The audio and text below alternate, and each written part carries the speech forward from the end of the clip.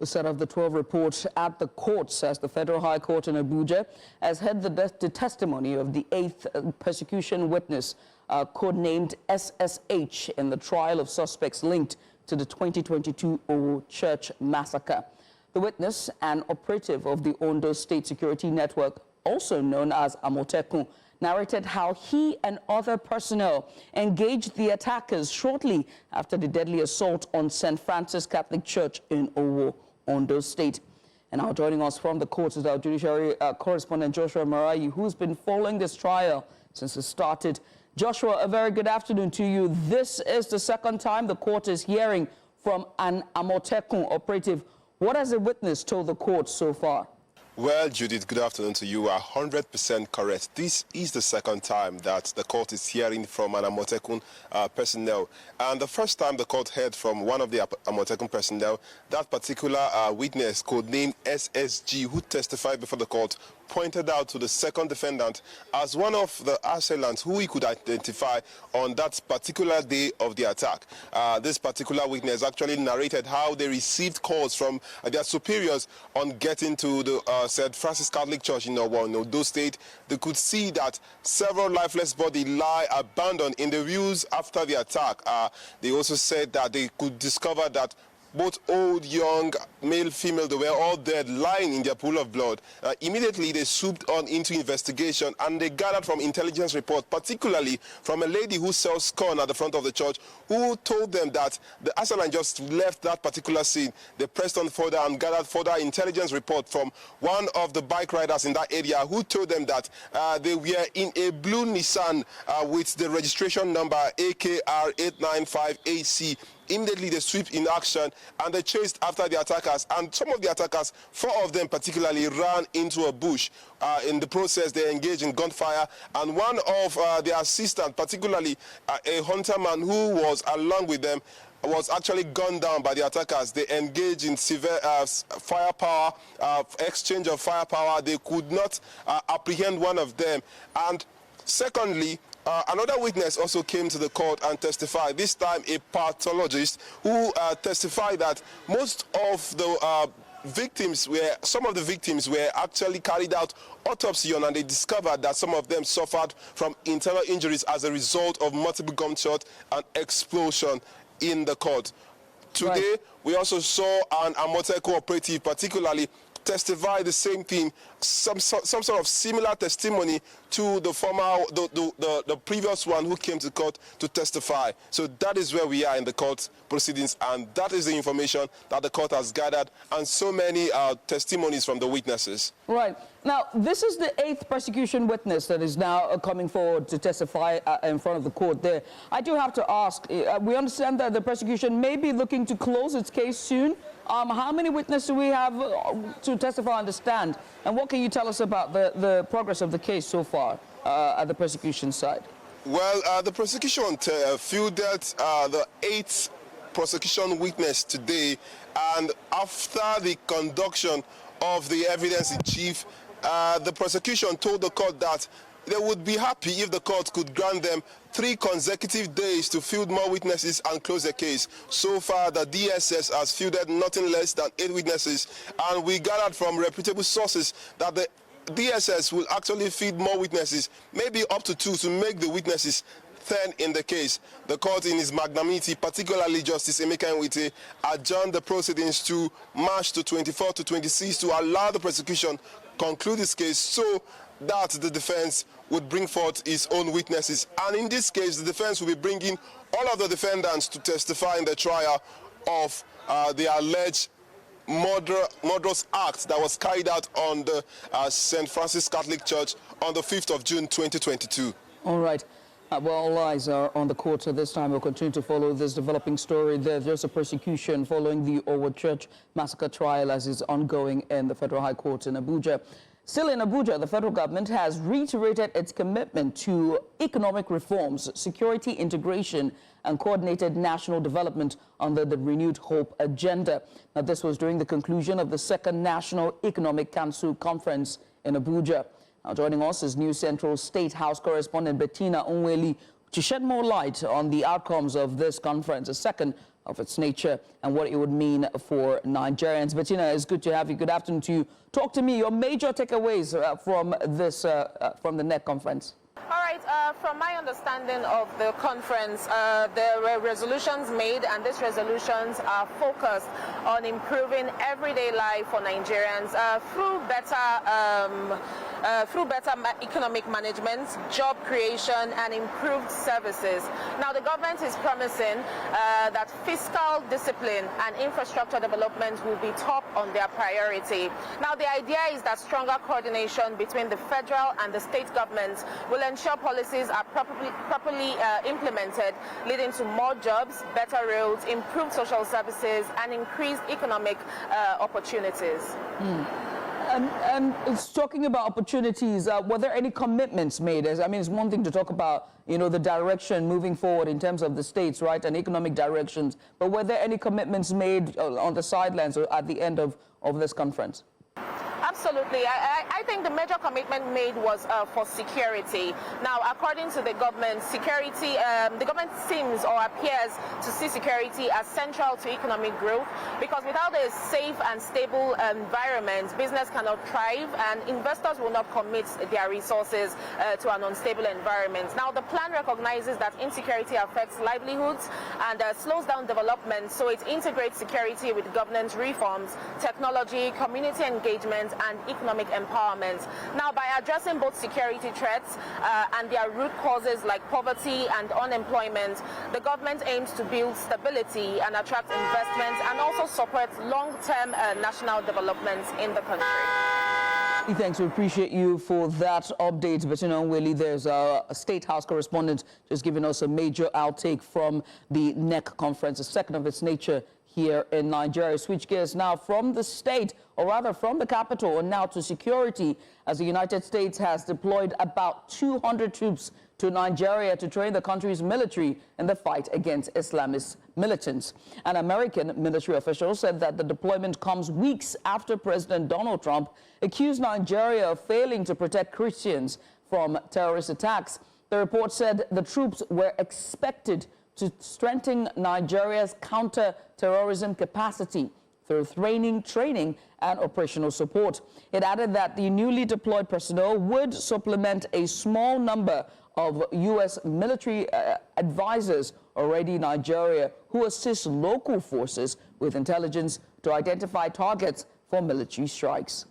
Now, recall that the Senate on Tuesday approved electronic transmission of election results to INEC's result viewing portal, that's the IReV, while retaining manual collation as a backup where technology fails following an emergency review of the Electoral Act Amendment Bill.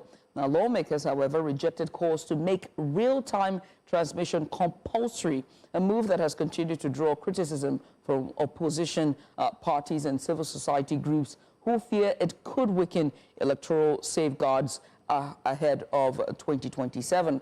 Now, presiding officers are now required to upload results electronically after voting and documentation.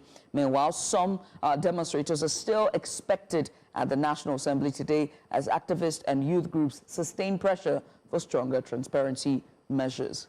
And so very much so at the front burner, those protests continue this afternoon. Now, to give us insight as to events unfolding just at the National Assembly, we're joined by our very own News Central's Idong Joseph, who's been following the story. Idong, a very good afternoon to you. Talk to me. What's the latest regarding pressure today? We are at the National Assembly, precisely the main gate of the National Assembly, where for 2 days this place has been filled with protesters demanding electronic transmission of results here.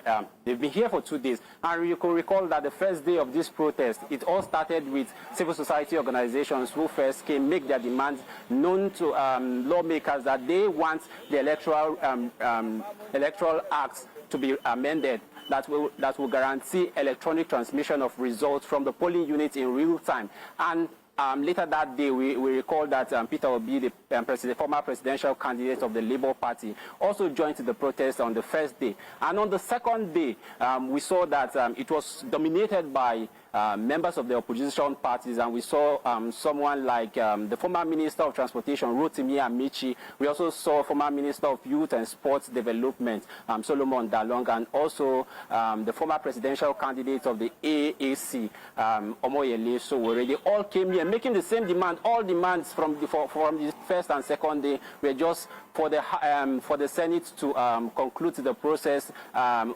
of electronic transmission, to adopt that clause for electronic transmission of election results. And that yesterday, what we saw here was quite different from what we witnessed on the first day in terms of security presence. On the first day, it was quite minimal, but on the second day, there was heavy security presence here, and towards afternoon it was even more than what we saw in the morning. And today, despite the fact that protesters are not here today, you can see around me that the security operatives, their vehicles are still here. They are still here just to monitor the environment and ensure that there is no breakdown of law and order. And yesterday, after the Senate had adopted the electronic transmission of election results, but giving making an amendment to that clause, saying that in the case where there is no network, it will then collation should be done manually. Protesters yesterday had hinted us that they want to go and study the clause and understand what it means, and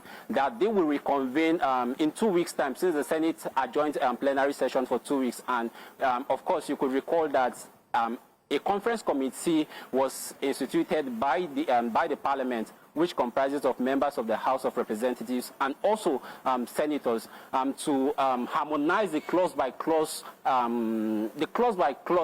adoption of the Electoral Act and come up with a clean copy which will be transmitted to the President. For now, you can see around me the pressure is quite calm.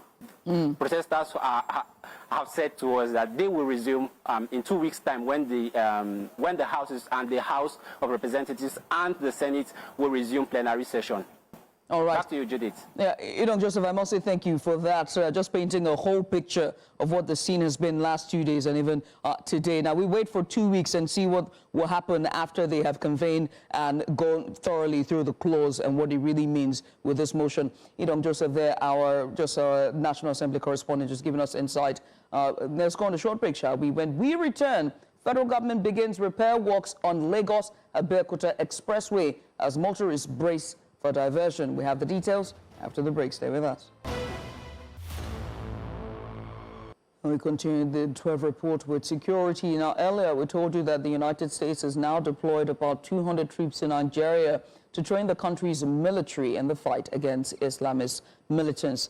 And now to give us in-depth analysis on this, we're joined by the Executive Director, Rule of Law and Accountability Advocacy Center, and that's Mr. Okechukwu Nwanguma. And he joins us virtually now. Good afternoon to you, sir. Many thanks for joining us. Let's just start very quickly because we're pressed for time. Let's talk about sovereignty and domestic accountability. How could Nigeria balance this with foreign military cooperation and concerns about sovereignty and domestic accountability? International cooperation is not inherently problematic. And Nigeria has and can benefit from international cooperation. Have continued to ask for international support, but what is important is that this cooperation must be, there must be a framework that will guide it. It will not just be about combat, support, but in terms of intelligence sharing, and ensuring protection for civilians, and so there's need for Nigerian authorities to also.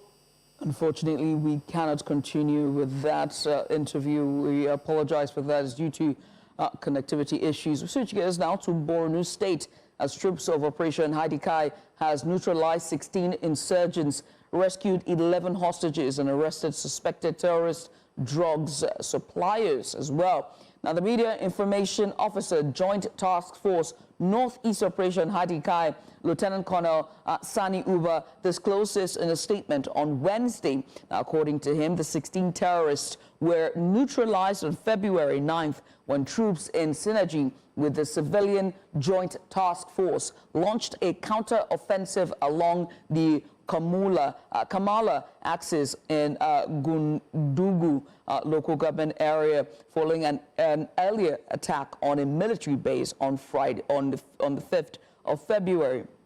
Now, according to him, the troops recovered over 20 bicycles, a large cache of logistics items, weapons and other supplies critical to terrorist operations. In a separate operation, he said troops arrested suspected ISWAP logistics suppliers conveying a large quantity of drugs meant for terrorists along the Bukati axis on the same day. So on security, and now to a buoyant state, the state governor Francis Nwufuri has given the Amashiri community a 72-hour ultimatum to produce the severed heads of 4 victims and secure the rescue or release of 4 abducted persons following a violent attack on Okporojo Oso Eda village. Now, the governor issued the directive after an expanded state security council meeting confirming that 4 people were killed, some beheaded and buried in shallow graves. He warned that tougher sanctions would follow if the demands were not met. Police Commissioner, and that's Adaku Uche Anya, said that enforcement measures by security agencies would continue until the victims are accounted for and perpetrators identified, while community leaders pledged cooperation to restore peace. 3 beheaded, 1 not beheaded, but another 4 was also abducted in the same operation, which up till now have not been seen. So with these are the things that the council and the stakeholders agreed that Amazigh people must produce them, whether life or death, those that were adopted, and the heads of those that beheaded. Also, the council said they must produce it. But Amazigh, like the CP said, was given 3 days, 72 hours to produce the heads of those beheaded and to produce those that were abducted. If that is not done, then severe sanction will be put in place to get things right and make sure that the law of the land takes the center stage. It was decided that the enforcement of the sanctions placed on Amazigh community following the attack on the operative community, which led to the death of 4 members of our community, 3 beheaded and their heads taken away. So the enforcement continues until the heads are brought back by the Amazigh community and the perpetrators fished out. They are given 3 days to go and meet with the community and produce the heads of those beheaded and the perpetrators fished out. The United States has introduced the Nigeria Religious Freedom and Accountability Act of 2026. This was announced by U.S. Representative Riley Moore. The legislation aims to increase accountability for human rights abuses in Nigeria and recommends sanctions against suspected Fulani militias and former governor of Kano State, Rabiu Kwankwaso. Moore explained the bill builds on prior measures, including Nigeria's designation as a country of particular concern and the U.S.-Nigeria security framework. Senior counsel Sean Nelson described the legislation as targeting actors involved in religiously motivated violence. The bill is under committee review in the House of Representatives, the U.S. House of Representatives, that is, with supporters urging expedited consideration.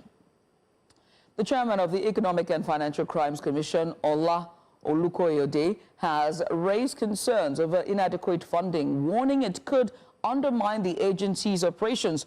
Olukoyede spoke on Tuesday while appearing before the Senate Committee on Anti-Corruption and Financial Crimes chaired by Senator Emmanuel Odendi, to present the EFCC's 2025 expenditure, performance, and its 2026 budget proposal. Now, he disclosed that only 50% of the Commission's capital allocation was released in 2025, affecting key operations. According to him, contractors handling EFCC's projects remain unpaid, while critical investigative license providers are yet to be serviced. The EFCC chairman said the Commission received an approved appropriation of 92.22 billion naira for the 2025 fiscal year, with 74% released as of December 31st. Now, he attributed the funding constraints to the federal government's envelope budgeting system, which limits agency spending. As a result, the EFCC proposed capital expenditure for 2026 now stands at 22.8 billion naira, representing 70% of the previous year's capital allocation. We had cause to have a bill, an invoice for just one item in my forensic lab for over 4 billion, just one item.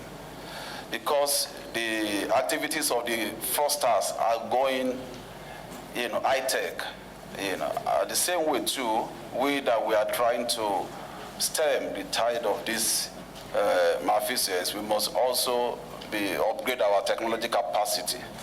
And going forward, during my presentation, we'll be able to highlight those key areas that we want your support. Working with close partners like the EFCC and other stakeholders have earned Nigeria a seat at the FATF under its guest jurisdiction initiative, enabling us to participate in FATF plenary and working group meetings and contribute to global anti-money laundering and counter-financing of terrorism standard setting. On our part, the 10th House of Representatives, under the leadership of the Speaker of the House of Representatives, Right Honorable Abbas Tajuddin, is committed to making legislative interventions that are effective and impactful. We remain resolute in our duty to craft laws that are robust, coherent, and responsive to evolving criminal tactics. You're watching the 12 Report on News Central Television. We're going to a short break. When we come back, there is plenty, and that is your postscript. Stay with us. And you're welcome back. The federal government has reiterated its commitment to economic reforms, security integration, and coordinated national development under the Renewed Hope agenda. And this was during the conclusion of the second National Economic Council conference that happened in Abuja, with keynote speakers saying that a nexus exists between security and sustainable growth. News Central's State House correspondent Bettina Unweli has the story. President Bola Tinubu reaffirmed the federal government's commitment to economic reforms, unity of purpose, and coordinated action. President Tinubu, who was represented by the Senate President Godswill Akpabio, brought the session to an end after 2 days of deliberation. The conversations over the past 2 days have not merely identified challenges. They have produced practical, implementable solutions. We have reaffirmed our commitment to fiscal responsibility, economic diversification, infrastructure expansion, food security, social protection, and human capital development. More importantly, we have strengthened the mechanisms for coordination and accountability. Participants highlighted recent macroeconomic reforms, noting that improved stability in the foreign exchange markets, renewed confidence in the naira, and progress in infrastructure and security as key drivers of investor confidence and national prosperity. The Office of the National Security Officer has advanced the use of surveillance systems, data analytics, secure communication, biometric, and border management technologies, cybercrime capabilities to improve early warning, threat detection, and predictive analysis. Interagency interoperability and real-time data sharing have strengthened coordinated decision-making across intelligence agencies, the armed forces, law enforcement, and relevant civilian institutions. The stability in the forex market. There's confidence in the forex market. There's confidence in whole new naira.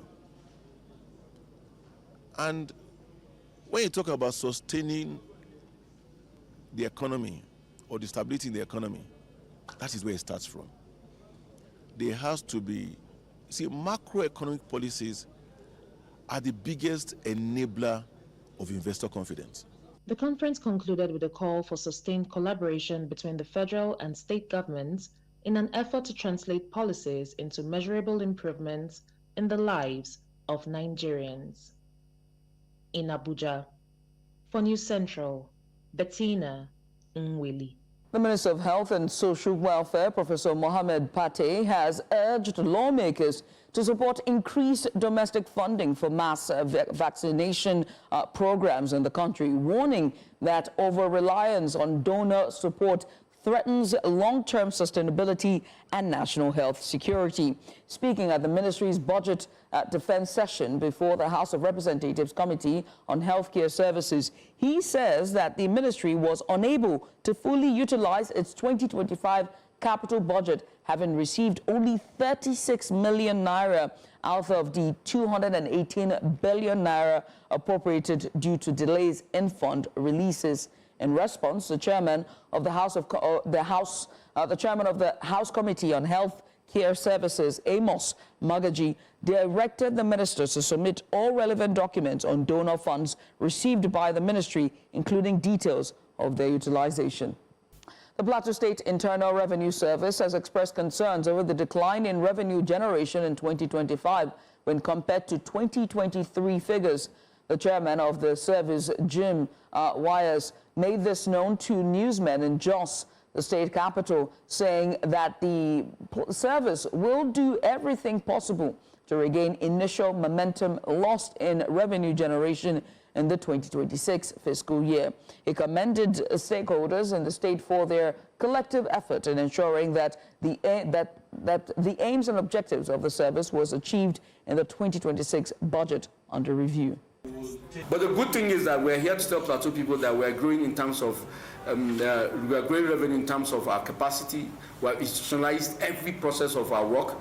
We have also automated every processes of our work. There are no leakages. There are no cash collection. I think Plateau State is among the 8 states in the federation that was highlighted that there is no cash collection anywhere. And I think we give credit to our taxpayers because it's not all about us. It's all about the people that do the job. In 2023, the target again is 28 billion. We head to Edo State. 6 months ago, the Ebotubu community told a painful story of abandonment, broken roads, deserted homes, and a daily struggle for survival. Today, there are signs that those cries have finally been heard. News Central's Ameze Bazuaye took a return trip to the community to see what has changed and what residents are saying. Take a look. Roads eaten by erosion, streets heavily flooded, and residents forced to walk where vehicles feared to go. This was Ewotubu's reality for over 12 years. About 6 months ago, when News Central visited Ewotubu community, this particular stretch of road was nearly impassable. Our crew had to rely on a tricycle to navigate the area. Today the story is different. Construction is ongoing, and residents say that relief is finally in sight. Earth-moving equipment now sit where potholes once swallowed cars. For the first time in years, residents say they no longer wake up dreading the journey out of their homes. It don't pass 12 years where the road don't take good. Why would they try? Now God will bless her for us. Now we are happy for Ewotubu where as the way they handle this road, we no expect her. Pomolo is working good work. Ewotubu is progressing. Next 10 years, Pomolo is coming back again. It did more better than before because this road, before. Traders who initially decried low patronage now speak of customers returning.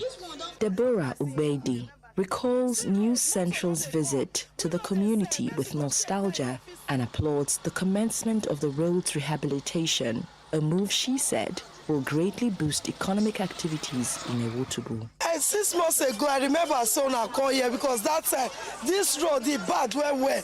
But since when they constantly do now, improvement on the market. So we still happy now. May they finish the work. Now be our prayer now. Similarly, Ochukwu Etedeke, who also previously spoke with New Central TV, describes Governor Monday Okpebholo as a leader who listens to the cries of his people. In fact, we are very, very grateful to the governor. He's a working governor. We knew that when we made a complaint, definitely we looked to our complaint. Though still under construction, the road already means easier movement, safer transport, and renewed confidence that Ewotubu has not been forgotten after all. I'm thanking the governor, Monday Okpebholo, for the good work that he is doing for us. If rain fall, we know they pass this road again. As they don't start to make the good do them. Site engineer handling the project says all things being equal, the project should be completed within the next 2 months. Right now, we're on the lateral stage, vegetation, getting our level, After this stage, we'll now go to the stone basin. We'll stone base, then we'll talk of priming and asphalt. This one is coming this way now, while the toe beam is coming from that side. If you pass the market now, you'll see the toe beam there. They are there right now working.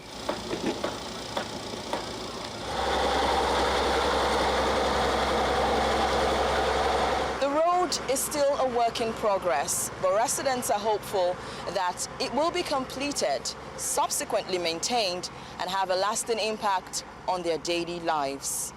In Edo, for News Central, Ameze Bazwaye. You're watching the 12 Report on News Central Television. Still ahead. 9 dead, 27 injured in British Columbia shooting. We have the details just after the break. Stay with us. The news continues in West Africa, Senegal to be exact, as authorities have described the death of a medical student during clashes with police at the Sheikh Anta Diop University in Dakar as a tragedy and announced an investigation into the incident. The Interior Minister Mohamedou Seysi acknowledged acts of violence during Monday's confrontation, confirming that both demonstrators and security personnel were involved. The unrest followed protests over delayed stipend payments and a recurring issue that has disrupted academic activities in recent years. Authorities have since closed a student residency temporarily and detained several students, stating that investigation into the circumstances of the death continues. J'adresse mes sincères condoléances à la famille, aux proches et aux amis de l'étudiant Abdoulaye Ba, malheureusement décédé hier. Il est sûr que ce qui s'est passé hier constitue une tragédie. Il faut bien qu'on s'entende. Sur le terrain, il y a eu des actes de violence qu'on a constatés de part et d'autre. Et des actes qu'on a vus émanant des forces de défense et de sécurité. En tant qu'autorité supérieure, c'est des actes que je ne peux pas cautionner. The United Nations is seeking security assurances from parties involved in the Eastern Democratic Republic of Congo conflict to allow monitoring of a planned ceasefire.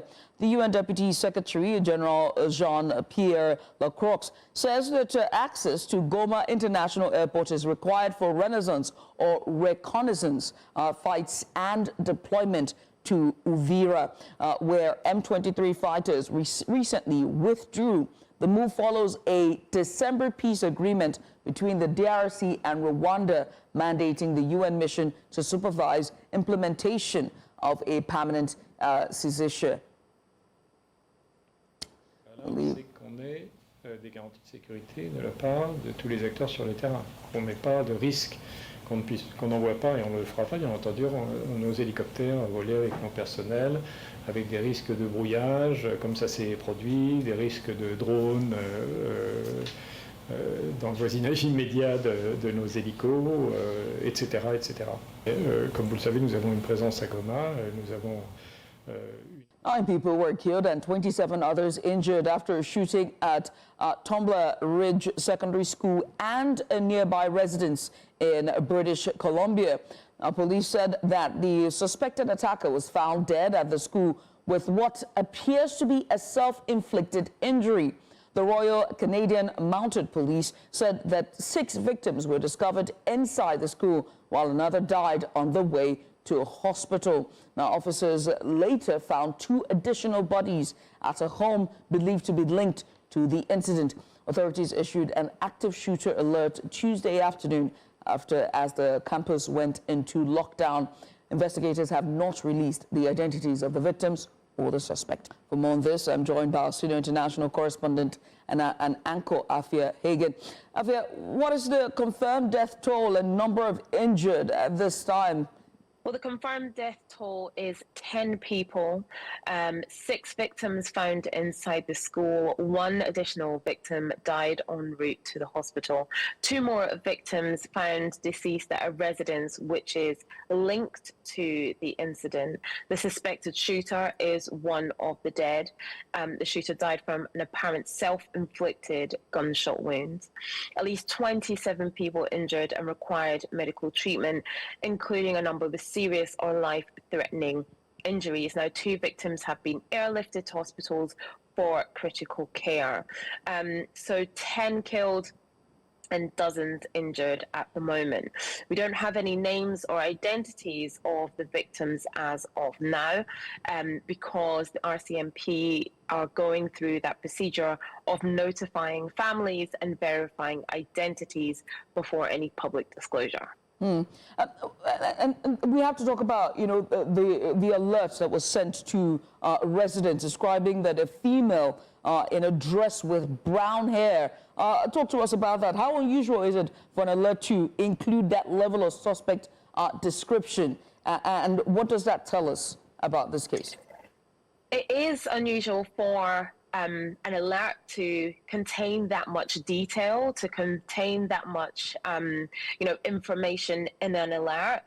With mass shootings like this, particularly in North America, when we have them, they're usually carried out by men, predominantly white men. So to have a female suspect is exceptionally rare in this case. And it's thought that that specific description is linked to the suspect that was ultimately found dead at the scene. It signals that we still don't have a full profile of the suspect yet, but the description of the gender and the clothing stands out because it's a female assailant, and it's usually a white male assailant in this case. Afia, thank you so much for that update. We'll keep our eyes on this story as it keeps developing. We definitely will come back to you for more updates. Afia Hagen, senior international correspondent and anchor with News Central. We'll circle away from Canada back home here in Lagos State, as the state government has announced a partial closure of the Lagos-Abeokuta Expressway for a period of 4 weeks. Now, the closure starting Wednesday, today, February 11th, is to enable the Federal Ministry of Works to carry out rehabilitation on some sections of the road. The Commissioner for Transportation, Oluwaseun Oshiyemi, made this known in a statement that was shared on X. Now, according to Oshiyemi, the rehabilitation would cover the stretch from the U-turn bus stop to Sango toll gate, affecting both inbound and outbound lanes of the expressway. Now, to minimize traffic disruption, the commissioner said that the project would be executed in 2 phases. Now, News Central's Victor Mbadike is at the repair site at the moment and now reports. Victor, many thanks for joining us. First, can you describe the current state of the road and why these repairs have become necessary? Thank you, Judith. Ordinarily speaking, a lot of persons would say that the road don't look bad, because if you look at it very beautifully, I mean, it's all smooth, even on the other carriageway of the road. First off, I am coming to you live from U-turn bus stop here at Abuja on the Lagos Expressway, where we are going to be seeing rehab works, taking place for the next 4 weeks. So currently, I'm in one section of the carriageway, which is outbound Lagos. That's those coming in, those leaving Lagos to Abeokuta, and then the other side are those coming in from Abeokuta or the environs into Lagos. Now, if you look at this section very carefully, you will notice that there's a tape there is a tape on the cones that seems to have divided this carriageway. Victor Mbadike there just at the site of the rehabilitation stretch of road there for the Lagos-Abeokuta Expressway, which construction is commencing today.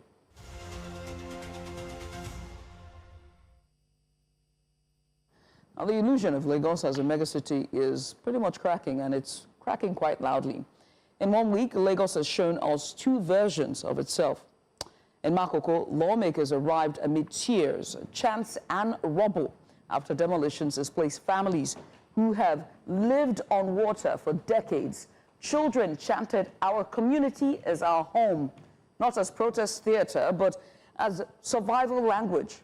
Makoko is not a slump created by the state. It is a community abandoned by the state, one that built schools, clinics, walkways, and livelihoods with the help of NGOs after government disappeared. Now, in a new year, many residents are left with nothing.